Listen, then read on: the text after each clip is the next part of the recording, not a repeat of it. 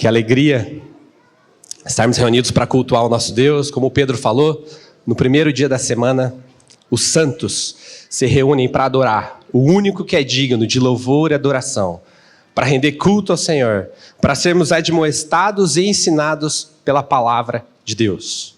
Como de costume, eu acabo não utilizando o boletim no acompanhamento do estudo. Absolutamente tudo que está no boletim será dito. Então, para você talvez não ficar tão confuso, deixa o boletim só para você acompanhar os textos. Os textos que eu vou fazer a leitura estão no boletim, boa parte deles. Mas eu peço que para você manter a atenção, às vezes não procurando saber onde eu estou no boletim. Às vezes na pressa de querer ir embora, você fica vendo, Guilherme está na segunda, na terceira, na quarta coluna, está acabando ou não está?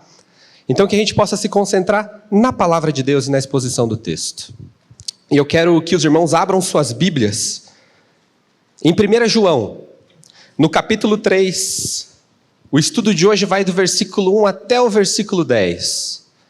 Esse é o 7º encontro que falaremos a respeito dessa carta tão preciosa do apóstolo João. E eu farei a leitura dos 10 versículos de forma corrida e depois voltaremos, verso a verso, para ver o que a palavra de Deus nos traz. Assim diz o Senhor: vede que grande amor nos tem concedido o Pai, a ponto de sermos chamados filhos de Deus. E de fato, somos filhos de Deus. Por essa razão, o mundo não nos conhece, porquanto não o conheceu a Ele mesmo. Amados, agora somos filhos de Deus, e ainda não se manifestou o que haveremos de ser. Sabemos que quando Ele se manifestar, seremos semelhantes a Ele, porque haveremos de vê-lo como Ele é. E assim mesmo se purifica todo o que nele tem esta esperança, assim como ele é puro. Todo aquele que pratica o pecado também transgride a lei, porque o pecado é a transgressão da lei. Sabeis também que ele se manifestou para tirar os pecados, e nele não existe pecado. Todo aquele que permanece nele não vive pecando, e todo aquele que vive pecando não o viu, nem o conheceu. Filhinhos, não vos deixeis enganar por ninguém. Aquele que pratica a justiça é justo, assim como ele é justo. Aquele que pratica o pecado procede do diabo, porque o diabo vive pecando desde o princípio. Para isto, se manifestou o Filho de Deus, para destruir as obras do diabo. Todo aquele que é nascido de Deus não vive na prática do pecado, pois o que permanece nele é a divina semente. Ora, esse não pode viver pecando porque é nascido de Deus. Nisto são manifestos os filhos de Deus e os filhos do diabo. Todo aquele que não pratica a justiça não procede de Deus, nem aquele que não ama a seu irmão. Pai, essa é a sua santa palavra. Que o Senhor, pelo Teu Espírito Santo, fale a nós nessa manhã. Usa minha vida como um vaso de barro nas Tuas mãos. Eu não tenho condições por mim mesmo, mas Tu podes lançar a semente boa nesses corações que o Senhor está preparando neste momento, Pai. Que cada pessoa que ouvir essa mensagem seja edificada pelo Senhor. É no nome de Jesus que entregamos a Ti esse momento de estudo da Tua palavra e este momento de culto. Amém. Amém. Irmãos, é o 7º encontro, mas eu sempre gosto de recapitular. Eu gosto de lembrar vocês o contexto da escrita dessa primeira epístola de João. Ela foi uma epístola num cenário onde o gnosticismo embrionário, ele não havia com este nome, ele surgia naquela região. Um pensamento filosófico que era um tanto quanto dualista, que ele dividia a matéria como sendo má, o espírito como sendo bom. E por conta desse pensamento da matéria ser má, logo o pecado que estava acontecendo na matéria, ele era relativizado. Ou seja, se você está pecando, está tudo bem, porque o que importa é o espírito. Está tudo bem você viver a sua vida de forma depravada. Era isso que essa corrente inicial do que chamamos de gnosticismo pregava. E qualquer semelhança com o que a gente vê mundo afora não é coincidência. Nenhuma coincidência. O que nós vemos espalhado por aí é fruto daquilo que começou lá no primeiro século. A maior das heresias é você relativizar o pecado. É você tirar a centralidade da obra de Cristo. É você não reconhecer Jesus como o Cristo. E era isso que acontecia. Eles não viam que Jesus era o Cristo, o Messias enviado por Deus. Então João, quando ele escreve essa carta, ele está preocupado com a igreja. Para que a igreja não dê ouvidos a estes lobos. A estes homens que buscavam influenciar de maneira negativa o avanço do reino de Deus. E essa foi uma carta que a gente chama de carta circular. Ela não foi endereçada especificamente aos Gálatas, como, por exemplo, o que Paulo fez. Ela é endereçada para uma região e para que essa carta circule na igreja. Então, é uma preocupação que as verdades contidas aqui cheguem a todos, inclusive a nós, aqui, no século 21. Então, o que João fala para a igreja do primeiro século, a palavra de Deus nos fala hoje.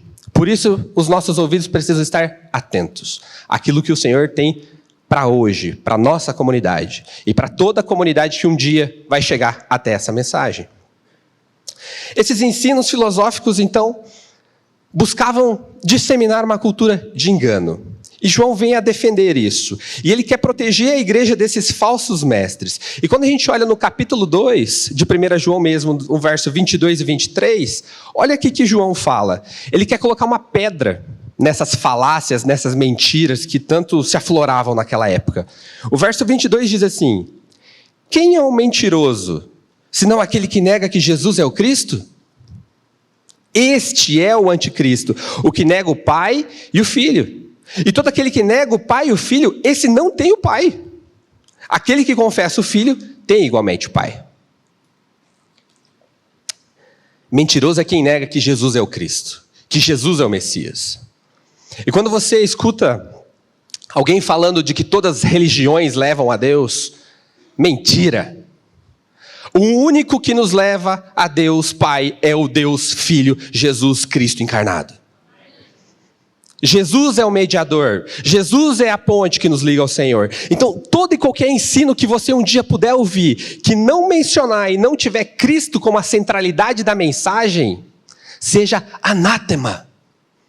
Mensagem maldita, que distancia os homens do Senhor. As boas novas é Cristo, o Deus encarnado. Todo aquele que nega o Filho não tem o Pai. Então, esses gnósticos que negavam que Jesus era o Messias, eles não têm o Pai. Mas aquele que confessa o Filho tem o Pai. É o que João nos ensina e a palavra de Deus nos mostra. E combatendo então essas mentiras aos crentes daquela época, ele faz essa carta para fortalecer aquela igreja na palavra de Deus. Para que aquela igreja não se desviasse com os falsos ensinos, com as novas conexões e as novas perspectivas.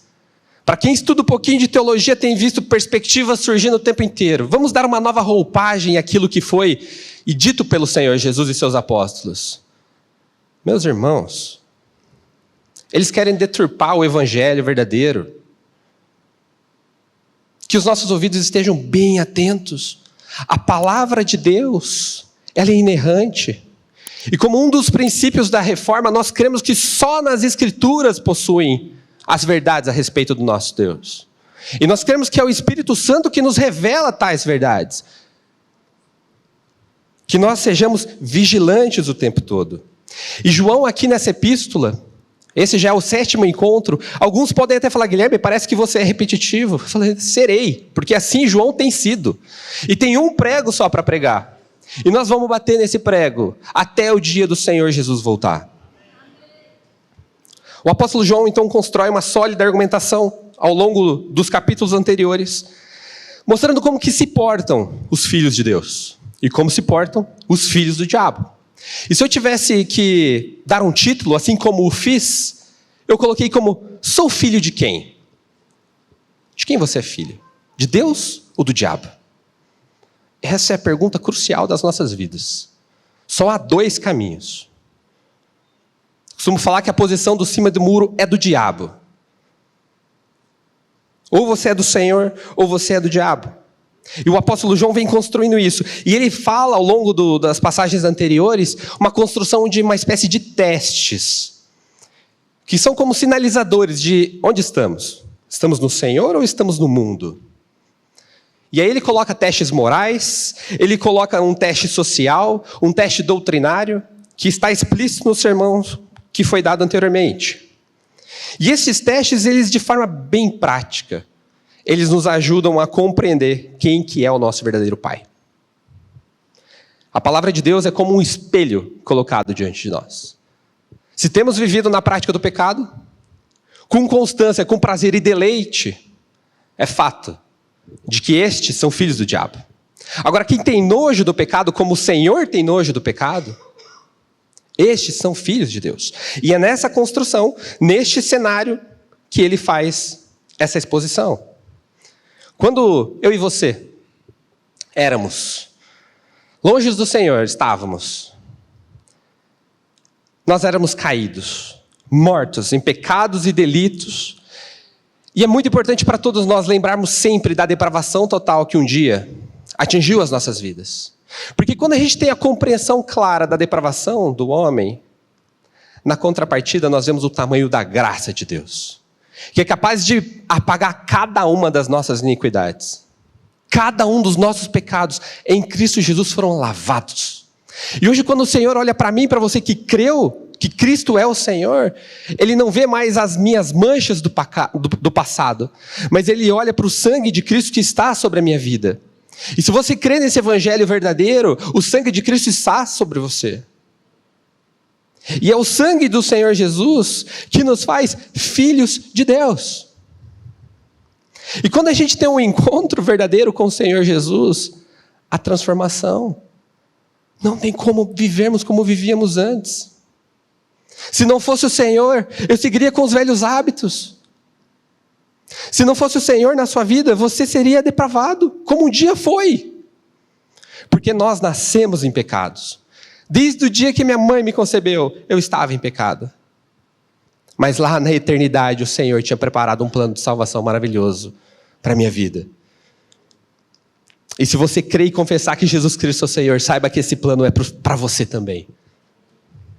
Cristo na cruz do Calvário, Ele não só pagou o escrito de dívida que era contra nós, como Ele colocou um crédito na nossa conta. Foi isso que o Senhor fez. E João, aqui no capítulo 3, no verso 1, ele diz assim: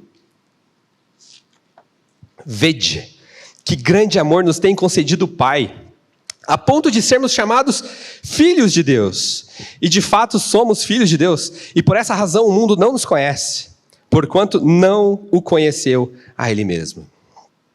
Vede que grande amor. Depravados, caídos, sujos, imundos, sem ter nada de bom a oferecer ao Senhor, fomos alvos da sua graça, do seu amor furioso. Por isso que digo, se você não tiver a noção da depravação do pecado, você não consegue entender o tamanho da graça e da misericórdia do Senhor. E João fala, vede que grande amor nos tem concedido o Pai, a ponto de sermos chamados o quê? Filhos. Nós somos apenas servos, súditos do Senhor? Não. O Senhor nos fez filhos. E eu digo que não tem a mínima condição de uma mente limitada como a nossa compreender a realidade espiritual envolvida nisso aqui, se não for por uma obra do Espírito Santo de Deus. Se não for o Senhor agindo nas nossas vidas, nós nunca compreenderemos o que nós ganhamos em Cristo Jesus. E é por isso que nessa manhã eu clamo para que o Senhor, pelo Espírito dele, revele essa palavra no seu coração, se você ainda não creu. E se você que creu, que o Senhor te encha do Espírito, para que isso seja verdade no seu dia a dia. Para que ao abrir da sua boca amanhã, você proclame a Cristo e este crucificado. Que você fale o que o Senhor fez por você, te tirando das trevas e te trazendo para a luz. Que o meu coração e o seu, meu irmão, possa vibrar diante dessa verdade, em todos os dias de nossas vidas. E eu fiquei pensando na obra do Senhor, de tirar a gente do império das trevas e nos transportar para o reino do seu amor. Eu fiquei pensando, poxa, já pensou se eu fosse filho da Rainha Elizabeth, me tornasse o rei da Inglaterra, um país onde venera os seus reis, tem um hino para aquele rei, onde eu entrasse eu seria muito bem conclamado, recebido, teria cadeira de honra, os melhores carros, os melhores vinhos, os melhores assentos, dinheiro infinito. Isso seria muito bom. No entanto, não tem nenhuma chance de mim ou de você conquistar este cargo de rei da Inglaterra. Nenhuma. Pelo simples fato de que não tem o sangue azul. Eu não sou da linhagem deles. Não tem como eu conquistar uma posição nesse reino. Mas eu digo para você que tem um chamado do Rei dos Reis e do Senhor dos Senhores para te fazer filho. E ele concede o sangue do filho dele para que eu e você sejamos filhos. Olha o que diz em Colossenses, no capítulo 1, verso 13 e 14. Ele, o Pai, nos libertou do império das trevas e nos transportou para o reino do Filho do seu amor, no qual temos a redenção e a remissão dos pecados. Deus Pai nos adotou em Cristo Jesus, meus irmãos, a ponto de sermos chamados filhos de Deus. Você não tem noção do que é ser filho do Criador do universo. Esses 86 bilhões de neurônios que eu tenho não me dão a compreensão do que isso é. Ah, Senhor, como eu preciso da Tua graça para crer nisso todos os dias. Que coisa maravilhosa que o Senhor fez. Ele nos tira do império das trevas e nos transporta para o reino. E aí nesse versículo eu fiquei pensando, qual a diferença de império e trevas? Vocês já pensaram nisso ou não? Vou tentar explicar. O império, ele pode ser construído. Assim como o Império Romano foi construído. Começou pequenininho. Batalha após batalha, expansão após expansão, conquista após conquista, se torna algo muito grande. Construído literalmente na força do braço dos seus imperadores. É assim que o império é construído. E Satanás vem construindo o império, desde a sua queda. Ampliando o inferno. Militando contra a igreja de Deus, militando contra o próprio Deus. E eles vêm expandindo. Mas o Senhor nos tira desse império, desse castelo maligno, e nos traz para o seu reino de luz. E o reino não pode ser conquistado se não for por consanguinidade. Não fosse o sangue de Cristo Jesus derramado na cruz em meu favor e no seu favor, você não poderia ter acesso ao reino de Deus. E isso tem que ser a verdade nos nossos corações e a verdade em cada sermão pregado. Se você abrir a internet e ficar distante de um sermão como esse, ele não propõe, de fato, a salvação para o homem. Estejamos atentos e vigilantes. Pertencer à família do Criador dos céus e da terra é grande demais, irmãos. Nós somos filhos do Deus Criador, por meio do nosso irmão mais velho, Jesus Cristo. O mundo que não tem essa revelação, eles podem até nos chamar de loucos. Esses crentes são malucos. Eles estão falando que eles são filhos de Deus. Quem é Deus? Mas quando você para e olha para a criação, não tem como negar que não haja um Criador. O design é inteligente. Há muita complexidade para o caos ter construído tudo isso. E nós aqui cremos que um Deus, pelo poder da sua palavra, criou céus e terra. Assim diz o Senhor, haja sol, haja luz e houve luz. Haja os firmamentos e assim foram.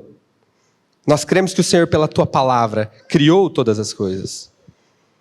E nesse mundo perverso e maligno, nós que avançamos com a verdade, nós seremos perseguidos, maltratados, colocados como os indigestos da sociedade, combatidos. Mas nós combateremos esse bom combate assim como os apóstolos fizeram. Porque a nossa força vem do Senhor. É do Senhor que vai vir a nossa força. E João segue no verso 2, ele diz assim: Amados, agora somos filhos de Deus, e ainda não se manifestou o que haveremos de ser. Sabemos que quando Ele se manifestar, seremos semelhantes a Ele, porque haveremos de vê-lo como Ele é. Essa nova identidade de filhos, que nós ganhamos em Cristo, o Filho de Deus, gera uma transformação absoluta nas nossas vidas. E aqueles deleites da carne que um dia eram desejados e benquistos por nós, eles vão ser abandonados, porque nós fomos crucificados com Cristo Jesus. E é a vida do Senhor em nós que nos faz amar as suas leis e os seus ensinamentos, para que nós, dia após dia, vamos deixando o pecado e as coisas para trás. O salmista, no primeiro capítulo, no verso 2, ele diz assim, não precisa abrir. Antes o seu prazer está na lei do Senhor, e na sua lei medita de dia e de noite. Essa é a vida do crente, que tem prazer na lei do Senhor. E um texto conhecidíssimo por nós, em Gálatas 2, 19 e 20, fala que eu, mediante a própria lei, morri para a lei, a fim de viver para Deus. Eu estou crucificado com Cristo, logo já não sou eu quem vive, mas é Cristo que vive em mim. E esse viver, que agora tenho na carne, vivo pela fé, no Filho de Deus, que me amou e a si mesmo se entregou por mim. No entanto, essa obra maravilhosa ainda não está completa. Olha o que diz o versículo 2. Ainda não se manifestou o que haveremos de ser. E o Pedro falou um pouquinho do que nós haveremos de ser. O Senhor, no grande dia, no ressoar da trombeta, nos dará corpos glorificados. O Senhor vai tirar o que hoje ainda a gente tem, a carne que milita contra o espírito. Nós passaremos a ter um corpo glorificado, que o Senhor nos dará. Então, aquilo que o Senhor começou a fazer, Ele vai terminar. Tem mais uma etapa. E é o Senhor quem vai nos ajudar dia a dia a militar contra o pecado.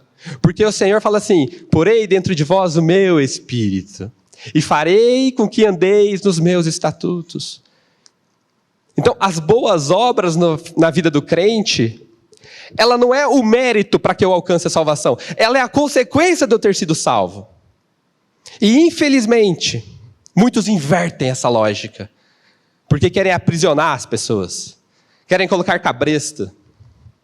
Meus irmãos, a vida de Cristo é de dentro para fora, não é de fora para dentro.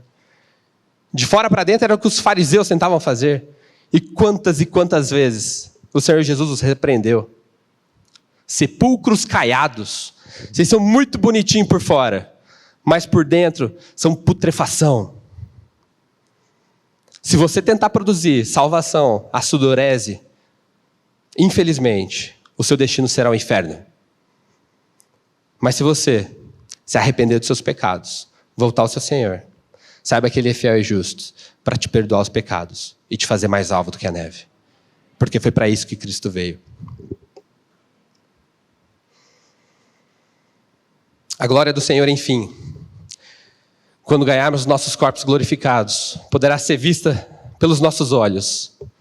Assim como Pedro, Tiago e João, naquele monte onde a transfiguração aconteceu, eles tiveram o privilégio de ver Jesus, Moisés e Elias, já com corpos glorificados.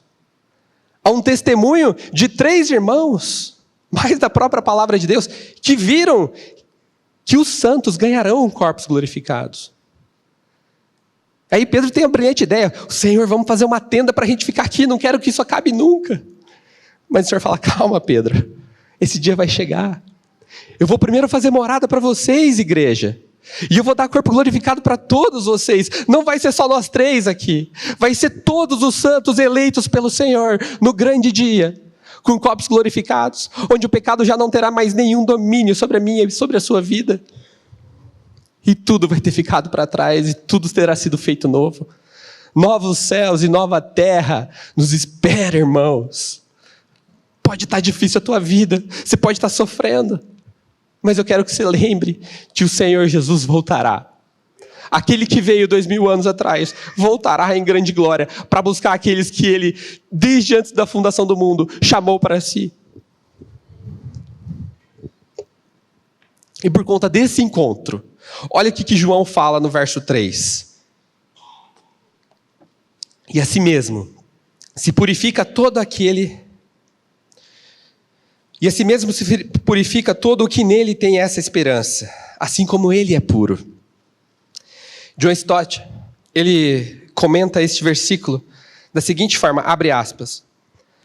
Certo, somente o sangue de Cristo pode limpar-nos da corrupção e da culpa do pecado, mas temos um papel a desempenhar na purificação de nós mesmos, do poder do pecado. Há uma sinergia nesse processo de santificação, igreja. Do Senhor virá toda a força necessária, porque Ele põe em nós o seu Espírito. Mas nós vamos andar nessa estrada da santificação unidos a Cristo Jesus. E eu gosto muito do texto de Mateus, lá do capítulo 11, no versículo 28. Abre a Bíblia lá. Mateus 11, 28.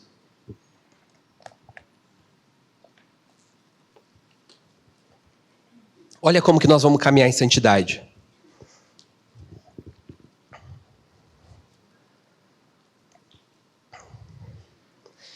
Vinde a mim, todos os que estáis cansados e sobrecarregados, e eu vos aliviarei. É Cristo falando. Tomai sobre vós o meu jugo e aprendei de mim, porque eu sou manso e humilde de coração. E achareis descanso para a vossa alma, porque o meu jugo é suave, o meu fardo é leve.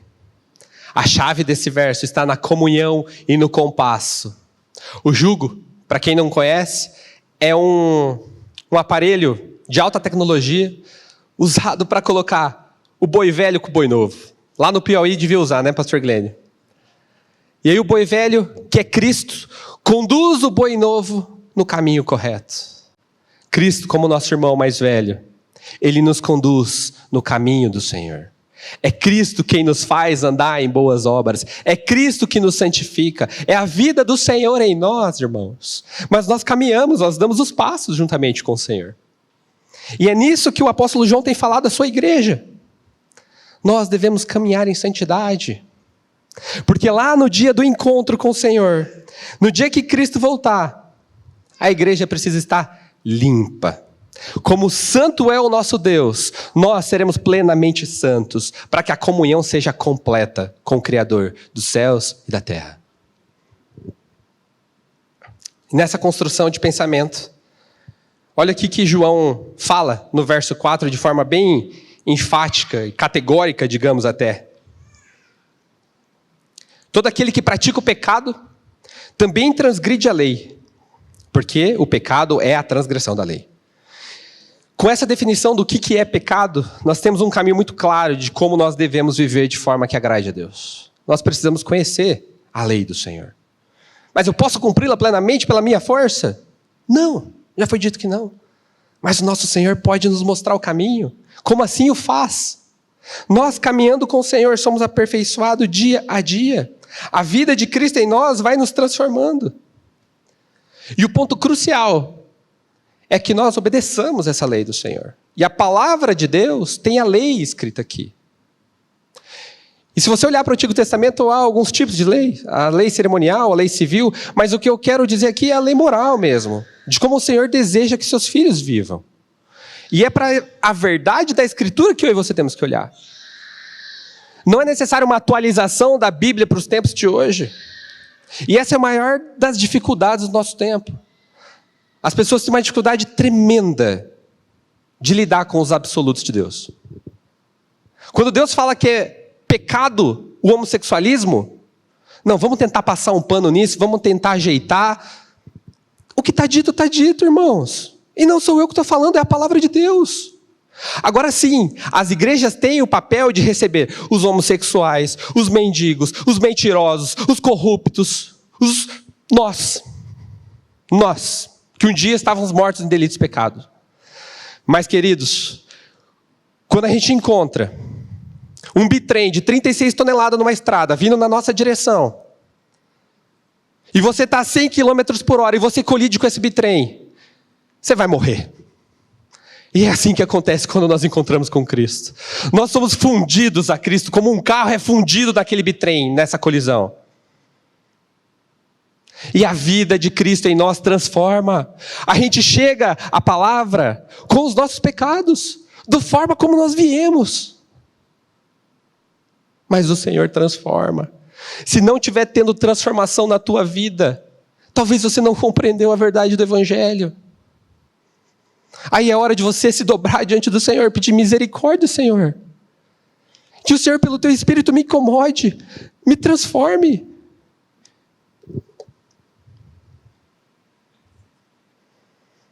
O Senhor, meus irmãos, pela tua palavra, Ele quer nos proteger.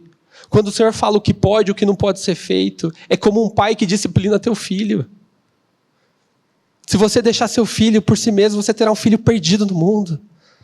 Mas o pai que ama corrige, impõe limites, e assim é o nosso Deus, porque Ele nos ama. porque Ele sabe o que é bom e Ele sabe o que é mal.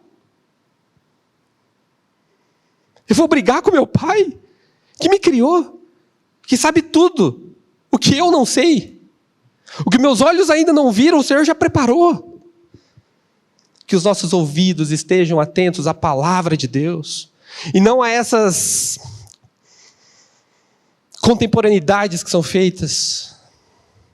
As pessoas tentam deixar tudo mais ameno, mas a palavra é do jeito que é, gente. Jesus pregava o arrependimento.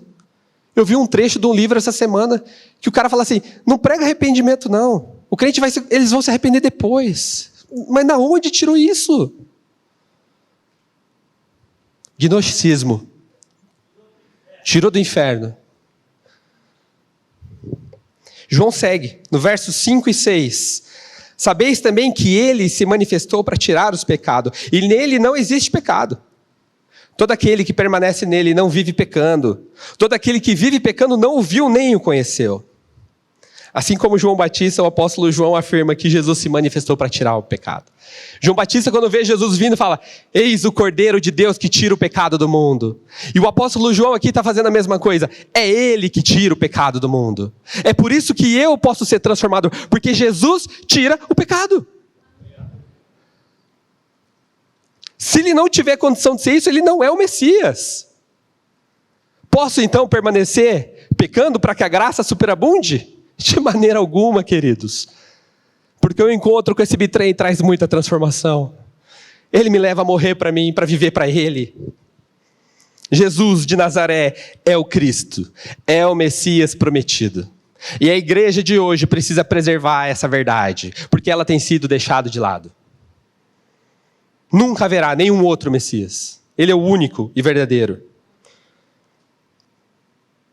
O apóstolo João relembra seus leitores que o propósito da manifestação de Jesus era para que os pecados fossem removidos dos amados de Abba. E na sequência ele afirma que em Jesus não há pecado. E que aqueles que permanecem vivendo no pecado não viram e nem conheceram ao Senhor. Essa afirmação naquela época tinha muito sentido. Porque tinha pessoas dentro da igreja que afirmavam conhecer o Senhor, mas viviam suas vidas como se não tivessem conhecido. E também qualquer semelhança com os dias de hoje não é coincidência. O império das trevas tem militado contra a igreja do Senhor. E ele tem se infiltrado nas igrejas. E há pastores fazendo expedições para fora para ir aprender com pregadores que... misericórdia. São coaches. Estou lendo um livro que vou falar dele um pouco mais adiante. Hoje eu não vou nem citar o nome, mas nos próximos eu vou trazer a lista para vocês. Vou ser claro e explícito nos falsos mestres contemporâneos. Vou pedir para desligar a câmera e vou dar os nomes para a igreja. Porque tem muita gente comendo lá fora no lixo. E jogando lixo para dentro das suas comunidades. E o povo tem comido isso. Estrume. E achando que está tudo bem. Pregações com 1 milhão de visualizações, 500 mil visualizações. Mas na hora que você vai ouvir, cadê essa verdade? Cadê a exposição da palavra de Deus? Eu sou administrador. Esse livro que eu estou lendo parece que eu estou aprendendo a montar um plano de negócio de uma grande igreja. Marketing em cima de marketing.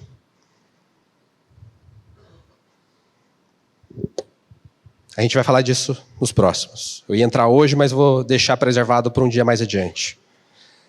Essa corrente maligna, que começou lá atrás, continua hoje, ela relativiza o pecado, ela relativiza a divindade de Cristo. Infelizmente, isso tem contaminado a nosso século. E a Bíblia é bem clara para que aquele que vive pecando não viu e não teve uma relação real com Jesus. Se o pecado segue, tem alguma coisa de errado. E no verso 7 e 8, assim diz João. Filhinhos, olha o carinho do nosso amado apóstolo. Filhinhos, não vos deixei enganar por ninguém. Aquele que pratica a justiça é justo, assim como ele é justo. Aquele que pratica o pecado procede do diabo, porque o diabo vive pecando desde o princípio. E para isso se manifestou o Filho de Deus, para destruir as obras do diabo. Ou seja, a santificação foi destruída por Cristo, porque Cristo veio destruir. Perdão. A santificação, ela é o propósito da vida do cristão, porque Cristo veio destruir o pecado.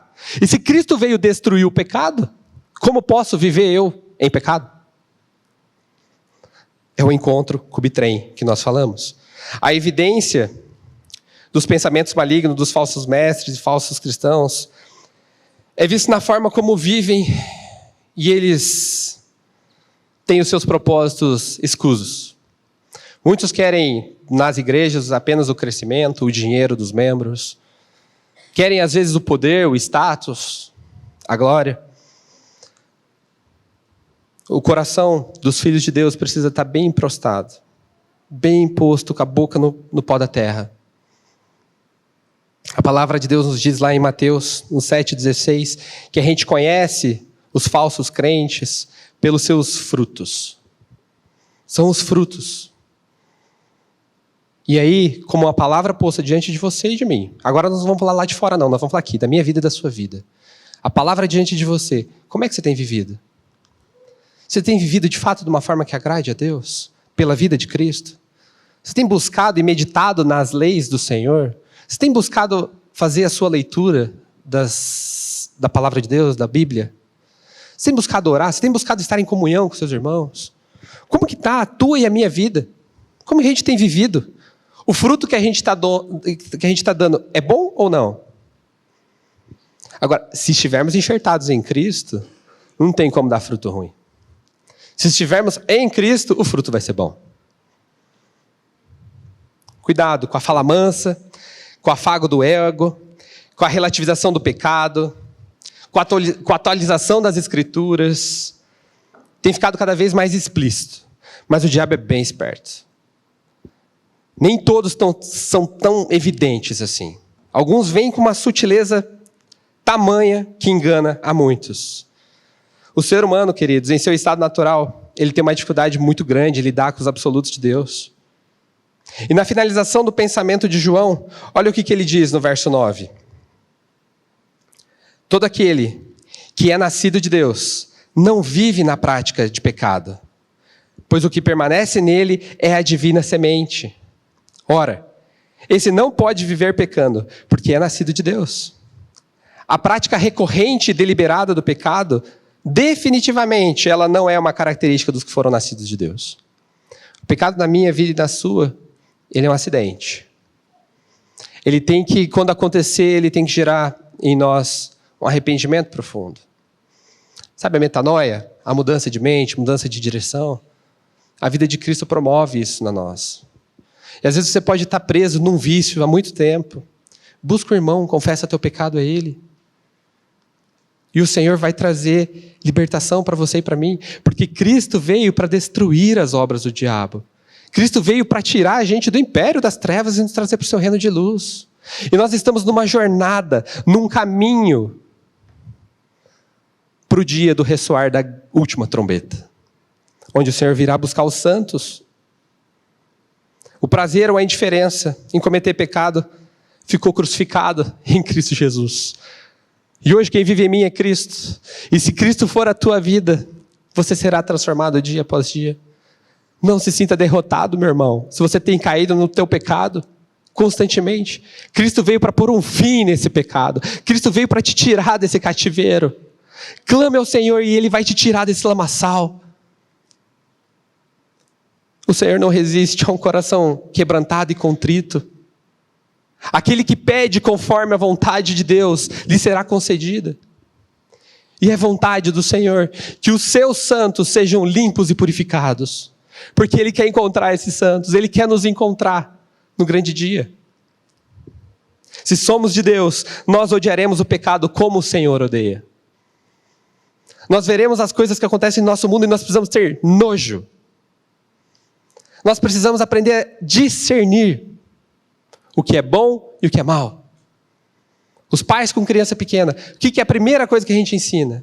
O que é bom e o que é mal. Dedinho na tomada, mal.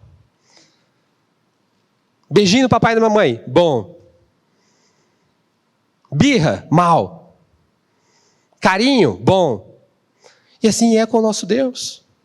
Ele tem nos ensinado pela palavra dele o que é bom e o que é mal. Só que eu só vou saber a vontade de Deus se eu tiver contato com a palavra de Deus. Como conhecê-lo se eu não buscá-lo? Se eu não buscar a face de Deus? Como conhecer se eu não estiver em comunhão com a igreja para aprender e ser corrigido pelos meus irmãos que às vezes estão num passo adiante já dessa jornada? Como o Senhor é maravilhoso. Olha como o plano de redenção dele é perfeito. Ele faz, segue fazendo, e um dia ele vem para colocar um ponto final nessa história inteira. E nos conceder uma eternidade junto consigo. Eu queria que você e eu refletisse acerca de tudo que falamos. Você é filho de Deus ou filho do diabo? Os seus atos, como estão?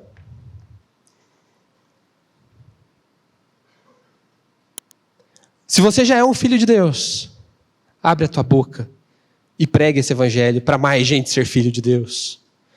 Que o Senhor destrave você. Que você se disponibilize a ser usado pelo Senhor.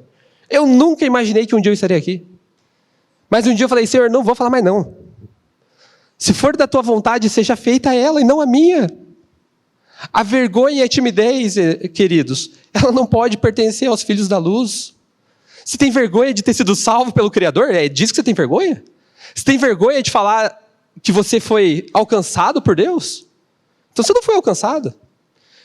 Porque se tivesse sido, teria júbilo em anunciar essa maravilhosa verdade vindoura. E que já se faz verdade na tua vida. Que eu e você usemos a palavra como um espelho diante de nós. E agora, no último versículo, o apóstolo João diz assim: nisto são manifestos os filhos de Deus e os filhos do diabo. Todo aquele que não pratica a justiça não procede de Deus, nem aquele que não ama seu irmão. Que conclusão brilhante do apóstolo João, diante de todos esses sinalizadores.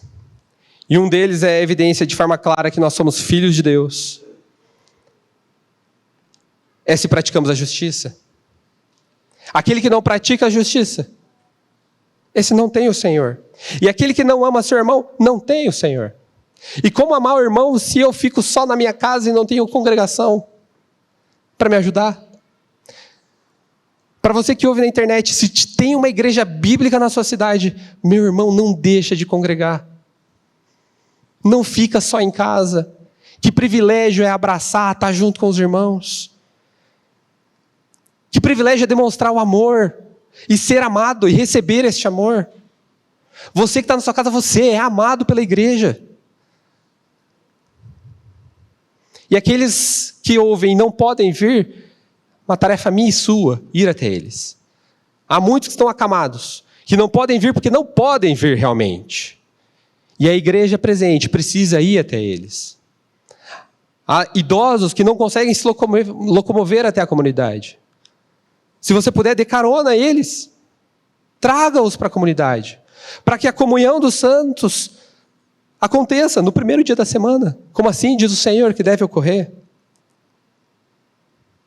Em suma, queridos, o amor dos filhos de Deus pela própria igreja é uma das maiores evidências de que somos filhos de Deus. Se você não ama estar com a igreja, sinto lhe informar que talvez a eternidade não seja seu lugar ao lado do Rei dos Reis, do Senhor dos Senhores. Se você não tem prazer em estar com os santos de Deus, você não vai ter prazer na eternidade do Senhor.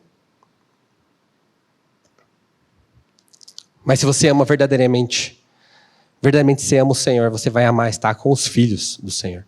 Porque cada um de nós aqui fomos um dia alcançados pela graça maravilhosa do nosso Deus. Lembra da depravação total. Nunca esqueça de onde você veio,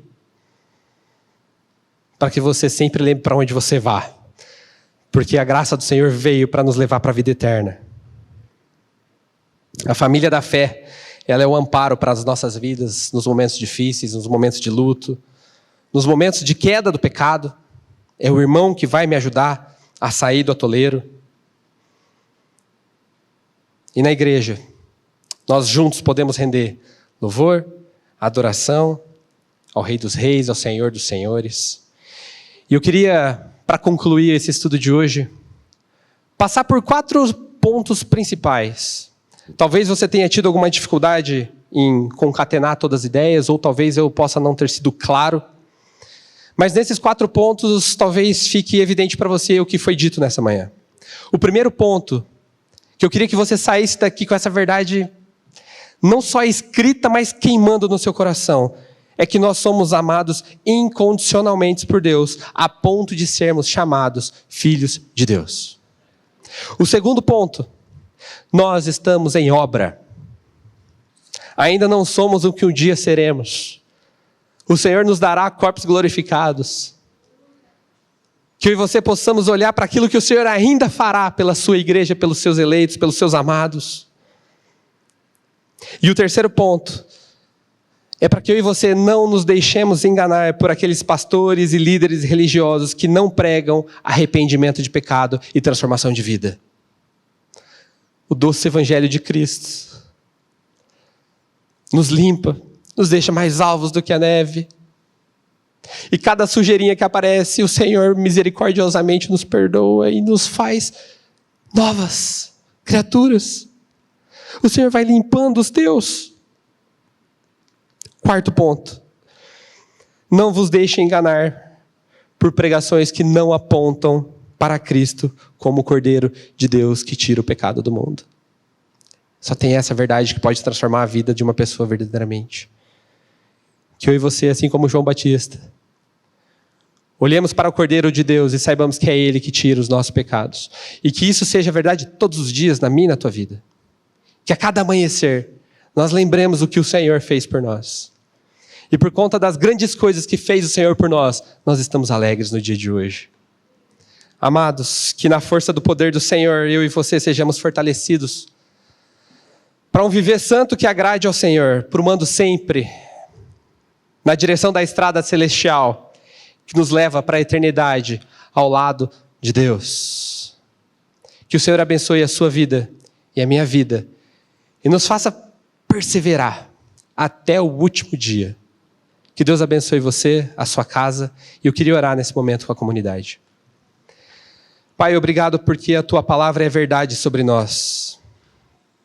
Obrigado porque o Senhor perdoou os nossos pecados e o Senhor nos transformou, Senhor. Pai, cada vestígio que tiver do pecado, eu clamo para que o Senhor vá removendo das nossas vidas. Ô Senhor, nos faça santos como Tu és santo, ó Deus. Prepara a Tua igreja, a Tua noiva. Adorne-a, Senhor, com pérolas preciosas, Senhor. Que homens e mulheres se levantem nessa comunidade para engrandecer o Teu nome, Pai, em todos os ministérios que o Senhor tem. Ó Deus, nos dê força a cada novo amanhecer e que a Tua fé seja derramada e colocada no nosso coração, porque nós dependemos da divina semente que o Senhor colocou em nós. Que o Senhor germine-a em todo amanhecer e que nós sejamos semeadores dessa boa semente ao coração daqueles que ainda não Te conhecem, Pai. Usa a vida da Tua igreja no avanço do Teu reino. É no nome de Jesus que oramos a Ti. Amém. Amém.